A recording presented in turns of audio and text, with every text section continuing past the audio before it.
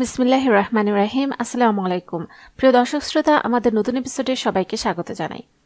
প্রিয় দর্শক শ্রোতা, শীতে শুষ্ক আবহাওয়ার সঙ্গে কম তাপমাত্রার সংযোজন আর ধুলাবালির উপদ্রব সব মিলিয়ে সৃষ্টি শুরু করেছে স্বাস্থ্যগত সমস্যা।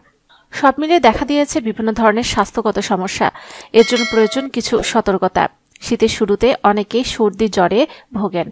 এখানে সকালের দিকে গরম আর রাত পড়তে হালকা শীত শীত ভাব। এমন মৌসুমে কিন্তু ঠান্ডা লাগার আশঙ্কা খুব বেশি। তাই যারা যাতায়াত করেন তারা গরম পোশাক পরে গলা ঢেকে বাইক চালান। যাদের হাঁপানির সমস্যা রয়েছে তারা এই সময়টা খুব সাবধানে থাকবেন।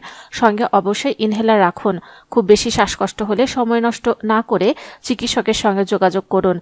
দেরি করলে কিন্তু মৃত্যুর ঝুঁকি তৈরি হতে পারে। বিশেষ করে বয়স্কদের বেশি সাবধান হতে হবে। শীতের মৌসুমে কিভাবে সুরক্ষিত রাখবেন নিজেকে, চলুন জেনে নেওয়া যাক। Hello viewers, welcome to my channel Bangla health টিপসে। পরিবার এবং স্বাস্থ্য সংক্রান্ত যে কোনো নতুন তথ্য সবার আগে পেতে আমাদের চ্যানেলটিকে সাবস্ক্রাইব করে রাখুন এবং পাশে থাকা বেল আইকনে ক্লিক করে রাখুন। এতে করে পরিবার এবং স্বাস্থ্য সংক্রান্ত নতুন নতুন ভিডিও আপনারা পেয়ে যাবেন সবার আগে।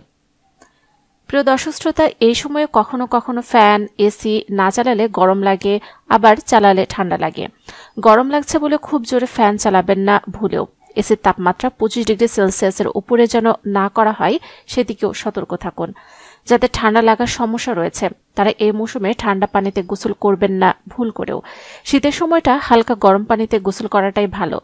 ভোর হোক কিংবা অফিস থেকে ফিরে যখনই গোসল করবেন গরম পানিতে করুন। শীতের সময় অল্প সর্দি কাশি হলেও আগে থেকে লবণ পানিতে গার্গেল শুরু করুন। গরম পানির ভাপ নিন নিয়মিত। বাড়িতে কারো সর্দি কাশি হলে শিশুদের তার কাছে যেতে না দেওয়াই ভালো। অফিসের ভিতরে এসিতে অনেকটা সময় কাটে অনেকের। অফিসে কারো সর্দি কাশি হলে নিজেকে সাবধানে রাখুন। প্রয়োজনে তাকে মাস্ক পরতে বলুন বা নিজে মাস্ক ব্যবহার করুন। ঘন ঘন হাত ধোয়ার অভ্যাস করুন। হাত না ধুয়ে মুখ, চোখে কিংবা নাকে হাত দেবেন না। বাইরে বেরোলে মাঝে মাঝে হাত স্যানিটাইজ করুন। এ সময় পুষ্টিকর খাওয়া দাওয়ার দিকে নজর রাখতে হবে। ডায়েটে ভিটামিন সি সমৃদ্ধ ফল যেমন লেবু, কমলা লেবু, আমলকি বেশি করে রাখতে হবে। শরীরের রোগ প্রতিরোধ ক্ষমতা বৃদ্ধি করতে ভিটামিন সি সাহায্য করবে। প্রিয় দর্শক শ্রোতা, আশা করি আজকের ভিডিওটি দ্বারা আপনারা উপকৃত হয়েছেন। যদি তাই হয়ে থাকে তাহলে অবশ্যই ভিডিওটিতে লাইক দিন। যারা এখন আমাদের চ্যানেলটিকে সাবস্ক্রাইব করেননি অবশ্যই আমাদের চ্যানেলটিকে সাবস্ক্রাইব করে রাখুন।